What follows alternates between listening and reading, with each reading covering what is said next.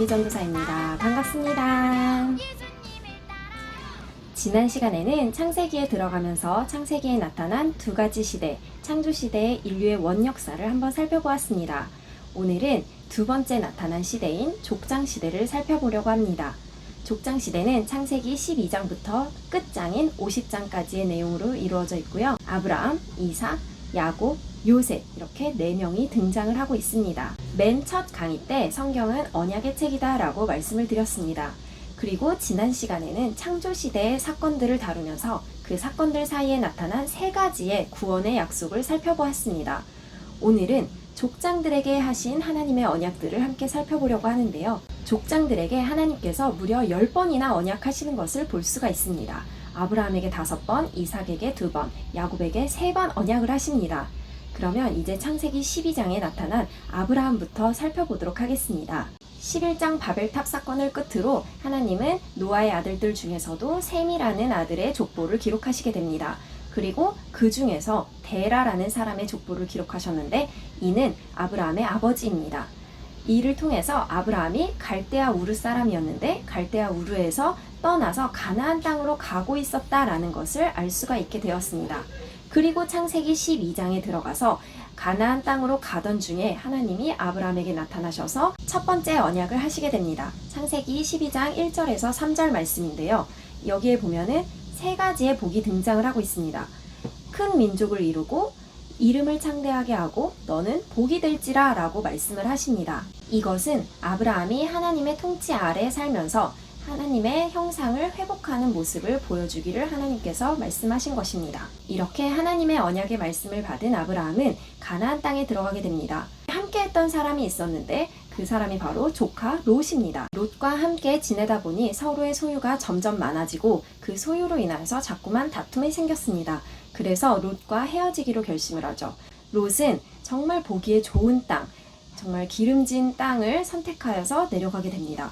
그리고 아브라함은 반대의 땅을 선택해서 내려오게 되죠. 여기에서 하나님께서 두 번째 언약을 주시게 됩니다. 창세기 13장 14절에서 17절까지의 말씀인데요. 여기에서는 동서남북을 바라봐라. 이 모든 보이는 땅을 너에게 주겠다 라고 말씀하셨고 그리고 땅의 티끌과 같이 너의 자손이 많게 하겠다 라고 말씀하셨습니다. 이것을 동서남북 언약이라고 합니다. 그리고 세 번째 언약은 창세기 15장 13절에서 16절까지의 말씀으로 횃불 언약입니다. 이것을 출애굽 언약이라고도 하는데요. 하나님께서 아브라함에게 다시 한번 땅과 씨에 대한 언약을 하십니다. 이것에 대해 아브라함이 무엇으로 내가 그것을 알 수 있겠습니까? 그래서 하나님께서 너와 내가 계약을 하자 라고 해서 동물들을 쪼개어 그 사이를 지나가는 계약식을 하자고 하십니다. 이것은 고대 근동의 문화인데요. 계약을 하기로 한 두 당사자가 쪼개진 동물들 사이를 서로 지나가면서 이것을 지키지 않을 경우에는 이 동물들과 같이 쪼개진다라는 뜻으로 이런 계약을 시행하고는 했다고 합니다. 하지만 하나님은 아브라함을 잠들게 하시고 이 동물들 사이에 혼자서 횃불로 지나가십니다. 이것을 편무 계약이라고 하는데요. 하나님께서 혼자 일방적으로 계약을 진행하신 것이죠. 그렇게 하나님께서 일방적으로 진행하신 편무계약의 내용은 아브라함의 자손을 많게 할 것인데 그 자손들이 이방에서 객이되어 4대 동안이나 괴롭힘을 당할 것이라는 것이었습니다. 그리고 그 땅에서 나와 하나님이 약속하신 가나안 땅으로 다시 돌아올 것이다 라는 것이었죠. 그것은 하나님이 가나안 땅에 이미 살고 있던 아모리족 속의 죄악이 아직 관영하지 않았기 때문이라고 설명하셨는데요. 이 말씀을 보면 하나님이 막무가내로 이스라엘 백성에게 가나안 땅을 주신 것이 아니라는 것을 알 수가 있습니다. 하나님께서는 돌아올 기회를 주신 것이고 결국엔 돌아오지 않았을 때 아브라함의 자손에게 넘겨주겠다라는 우주적 통치자의 모습인 하나님을 볼 수가 있습니다. 네 번째 언약입니다. 네 번째 언약은 17장 1절에서 22절까지의 말씀이고 할례 언약입니다. 하나님께서 하나님의 언약을 확실하게 징표로 삼으시기 위해서 모든 남자들을 할례받게 하셨고 이 할례를 통하여서 하나님은 아브라함의 이름을 아브라함으로 바꿔주시고 사레의 이름을 사라로 바꿔주시며 진짜로 이들이 열국의 아버지, 어머니가 될 것을 말씀하십니다. 그리고 아브라함의 아내 그 사라를 통하여서 아들을 낳을 것을 말씀하시고 그 아들의 이름을 이삭이라고 지으라고 말씀하십니다. 아브라함은 이미 이전에 3번이나 언약을 들었지만 자신들에게 자식이 생기지 않는 것을 보고 자식을 생기게 하기 위해 사라의 몸종인 하갈을 첩으로 들여서 아들 이스마엘을 낳았습니다. 그런데 하나님께서는 그 아들 이스마엘이 하나님의 언약의 씨가 아니고 내 아내 사라에게서 낳을 아들이 진짜 하나님이 언약하신 하나님의 언약의 씨다라는 것을 말씀하고 계십니다. 그리고 정말로 사라는 그 다음 해에 아들 이삭을 낳게 됩니다.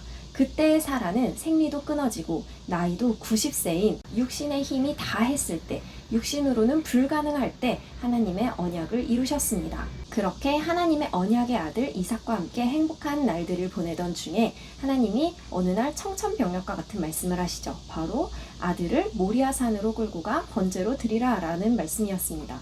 하지만 아브라함은 이 말씀에도 순종을 합니다. 하나님께서 자기를 위하여 친히 준비하시리라 라는 믿음의 고백을 하며 진짜 산으로 올라가서 아들을 번제로 드리려고 합니다. 그때 하나님이 아브라함을 말리시면서 뒤에 수풀에 걸려있는 순양을 준비시켜 주시죠. 그리고 순양으로 대신 번제를 드리게 한 다음에 하나님께서 아브라함에게 마지막 5번째 언약을 하게 됩니다. 22장 16절에서 18절까지의 말씀인데요. 이 언약은 그동안의 언약들의 종합적 성격을 띠고 있다고 볼 수가 있습니다. 그동안의 언약들과 마찬가지로 여기에서도 씨, 자손이 많게 하겠다라는 이야기를 하면서 특별한 언약을 더 추가해서 이야기를 하시는데 18절에 보면은 또 내 씨로 말미암아 천하 만민이 복을 받으리니 라고 이야기를 합니다. 하나님이 그동안에 아브라함의 자손이 많게 하겠다라고 말씀하셨기 때문에 씨는 당연히 많은 자손을 의미해야만 합니다. 하지만 여기에서 나타난 씨는 단수형으로서 오직 한 사람만 가리키고 있습니다. 이것은 이후에 우리를 구원하러 오실 구원자 예수 그리스도를 의미하는 것이라 라고 볼 수가 있습니다. 갈라디아서 3장 16절에 보면은 바울은 이 씨는 곧 그리스도다 라고 이야기를 하고 있습니다. 두 번째 족장 이삭의 이야기입니다. 이삭의 이야기는 기본적으로 짧게 기록되어 있는데 그 중에서 2번이나 언약을 하시는 장면이 나타나고 있습니다. 첫 번째는 26장 1절에서 5절까지의 말씀으로 그랄 언약이라고 하는데요. 여기에서는 흉년이 일었을 때 아브라함처럼 애굽에 내려가려고 하는 이삭에게 하나님이 나타나셔서 애굽으로 내려가지 말아라 라고 말씀을 하시며 내 자손이 번성할 것이다. 그리고 내 자손으로 말미암아 천하 만민이 복을 받을 것이다 라는 것을 이야기를 하고 계시고요. 그리고 두 번째로는 23절에서 25절까지의 말씀이고 브엘세바 언약이라고 합니다. 여기에서는 또 특별하게 하나님께서 내가 너와 함께 있어 내게 복을 주어 이렇게 이야기를 하고 계십니다. 그래서 여기에서 또 하나님이 임마누엘의 축복을 하시는 것을 볼 수가 있습니다. 세 번째 족장 야곱입니다. 야곱이 첫 번째로 하나님께 언약을 받은 때는 형 에서를 속이고 장자의 축복을 가로챈 다음 형을 피해 외삼촌 라반의 집으로 도주하던 중에 하나님께서 언약을 베푸신 장면입니다. 28장 13절에서 15절 말씀입니다. 여기에서도 자손에 대한 축복을 하시며 너와 함께 하겠다는 임마누엘의 축복을 하십니다. 그리고 여기에서는 특이하게 야곱이 이 언약의 말씀을 듣고 서원을 하게 됩니다. 20절에서 22절에 보면은 야곱이 3가지의 서원을 합니다.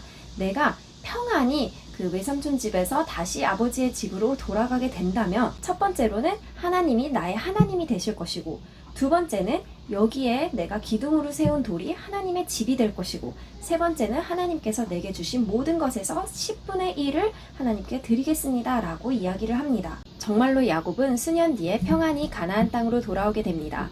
물론 우여곡절이 있었지만 4명의 아내와 11명의 아들들을 얻게 되었고 그리고 돌아오는 길에 형 에서와도 화해를 하게 됩니다. 하지만 야곱은 자신의 서원을 잊었는지 세겜에 머물러 베들로 올라가지 않고 하나님께 예배하지 않았습니다. 그래서 34장에서 그 세겜 땅에서 딸 디나가 강간을 당하는 불미스러운 사건이 발생하게 됩니다. 여동생 디나의 복수를 위해 아들들은 살인을 저지르게 되고 이 때문에 야곱은 그 땅에서 더 이상 거주할 수 없게 됩니다. 그래서 다시 베델로 올라가 하나님께 예배를 하게 됩니다. 이때 하나님이 야곱에게 다시 나타나셔서 언약을 하시는데 이것을 엘베델 언약이라고 합니다. 이때 하나님은 그동안의 언약들과는 다르게 조금 더 구체적인 말씀을 하시는데요. 야곱에게는 너의 이름을 이스라엘이라 부르라 라고 말씀을 하시고 그리고 또 한 가지는 왕들이 내 허리에서 나올 것이다 라는 말씀을 하고 계십니다. 이스라엘이라는 이름은 이미 32장 28절에서 얻었는데요. 형 에서를 만나기 전에 하나님과 씨름을 하며 얻은 이름입니다. 야곱이 밤새 하나님과 씨름하면서 절대 지려고 하지 않자 하나님께서 야곱의 허벅지 관절을 쳐서 힘을 잃게 만드시고 자신의 힘을 잃은 야곱에게 너는 이스라엘이라 하라 라고 말씀을 하십니다. 그렇게 주신 이름을 이후에 35장 엘베델 언약에서 다시 한번 언급하시며 이제는 야곱이라 부르지 않고 하나님이 주신 이스라엘이라는 이름으로 살 것을 말씀하십니다. 완전한 하나님의 통치 아래에서 살으라는 뜻이죠.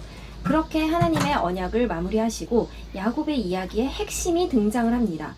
35장 23절에서 26절까지의 말씀을 보면은 야곱의 아들은 12이라 라고 이야기를 하고 있습니다. 야곱이 12아들을 낳으면서 이스라엘의 12지파의 초석이 되었기 때문에 야곱이 12아들을 낳은 것은 굉장히 중요한 핵심 내용이라고 볼 수가 있습니다.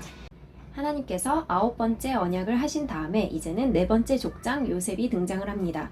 이제는 하나님의 구원 역사가 구체적으로 실행될 단계이기 때문입니다. 그래서 요셉을 들어서 하나님은 먼저 애굽으로 보내십니다. 왜냐하면 야곱의 가족들이 모두 입애굽을 하게 하기 위함입니다. 요셉은 야곱이 가장 사랑한 라헬의 첫 번째 아들이지만 12아들의 첫 번째는 아닙니다. 무려 11번째 아들입니다. 그런데 하나님이 요셉을 육적인 장자로 사용하셨습니다. 육적인 장자로 삼으셔서 야곱의 온 가족을 애굽으로 이주시키는 역할을 감당하게 하십니다. 그렇게 야곱의 온 가족은 애굽으로 이주를 하게 되는데 이때 야곱은 하나님이 이삭에게 애굽으로 내려가지 말라고 했던 언약을 기억하며 하나님께 다시 한번 엎드립니다. 하지만 하나님은 이때는 야곱에게 허락을 하십니다. 이제는 애굽으로 내려가라 라고 말씀을 하시죠. 그러면서 마지막 10번째 언약을 하십니다. 너로 큰 민족을 이루게 하겠고 내가 함께 애굽으로 내려가서 다시 너희를 이끌고 나올 것이다 라고 출애굽을 다시 한번 언약을 하십니다. 그렇게 요셉을 통하여서 야곱 온 가족이 애굽으로 들어가게 되었고 야곱은 거기에서 숨을 거두게 되었습니다. 하지만 하나님이 약속하신 대로 야곱의 장례는 애굽에서부터 다시 가나안 땅으로 올라와서 치러지게 되었고 이것은 나중에 있을 출애굽의 모습을 예표로 보여주는 것이었습니다. 50장 9절에 보면 병거와 기병이 요셉을 따라 올라가니 그때가 심히 컸더라 라고 이야기를 합니다. 출애굽을 미리 경험한 것입니다. 이렇게 4명의 족장들을 통하여 하나님은 10번의 언약을 하셨습니다. 언약이 야곱에서 끝난 이유는 이미 하나님이 주시고자 했던 모든 것이 야곱을 통하여서 끝났기 때문이었고 요셉은 그 언약의 실행의 시작이었기 때문입니다. 그래서 이후 출애굽기에는 아브라함과 이삭과 야곱의 하나님이라는 말이 많이 등장을 합니다. 이것은 언약하신 하나님을 표현하기 위함입니다. 하나님이 이 세 족장들에게 하신 언약의 내용은 하나님 구원 역사를 위하여서 하나님 나라의 모형을 만드시기 위해 초석을 마련하는 일이었습니다. 그래서 큰 민족을 이루게 하셨고 그들에게 하나님이 주시는 이름을 부여하셨고 그리고 그들이 하나님의 형상을 회복하는 복의 삶을 살아가게 하셨습니다. 많은 그리스도인들이 아브라함과 이삭과 야곱이 받은 복에 대해서 오해를 하고 있습니다. 하나님께서 말씀하신 복은 하나님의 형상을 회복한 삶이었는데 이들이 부자가 되었고 인생이 형통한 복을 받았다라고 오해를 하고 있습니다. 하지만 실상은 그렇지 않습니다. 부자가 된 것이 복이었다면 아브라함과 함께한 롯도 그와 같은 복을 받은 것이고 에서도 야곱보다 훨씬 더 많은 복을 받은 것을 볼 수가 있습니다. 야곱을 만나러 올 때 400명이나 장정을 이끌고 왔다라고 이야기를 하고 있습니다. 그러니 야곱보다 훨씬 더 복을 받은 셈이죠. 인생이 형통한 복을 받았다 하는 부분도 그렇습니다. 아브라함의 인생이 결코 형통하지 않았습니다. 아브라함은 아내를 팔아 넘겨야만 했던 적도 있고 아브라함의 인생 전체를 걸쳐서 하나님의 언약을 기다려야만 하는 답답하고 힘든 시간을 보냈습니다. 그래서 자신이 조금이라도 무언가를 해보겠다라고 해서 하나님의 언약에 자신의 힘을 보태봤지만 결국 하나님의 뜻이 아닌 아들을 낳게 되어 지금까지도 그들이 고통당하고 있음을 볼 수가 있습니다. 야곱의 인생도 그렇습니다. 야곱은 일평생 속고 속이는 삶을 살아왔습니다. 그리고 쫓기기도 많이 했죠. 하지만 그가 복을 받은 인생을 살았다라고 이야기를 할 수 있는 것은 하나님이 그를 선택해 하나님의 축복의 통로로 사용하셨기 때문입니다. 하나님은 왜 하필 그렇게 속이는 자를 선택하셨을까요? 라고 물어볼 수도 있습니다. 하지만 그것이 바로 인간의 모습이라는 것을 보여주고 있습니다. 우리의 모습이 그런 것입니다. 아무리 우리가 선을 행하고 착하게 산다고 할지라도 야곱보다 눈으로 보기에 조금 더 나은 삶을 산다고 할지라도 우리는 본질상 똑같은 진노의 자녀입니다. 겉으로 행동으로 드러나지 않는다고 해서 우리가 죄인이 아닌 것은 아닙니다. 왜냐하면 우리 마음속에 죄가 가득하기 때문입니다. 예수님께서는 너희가 마음으로 조금만 음욕을 품어도 간음한 것이다. 조금만 미움의 마음을 품었어도 너희는 살인한 자다 라고 이야기를 하십니다.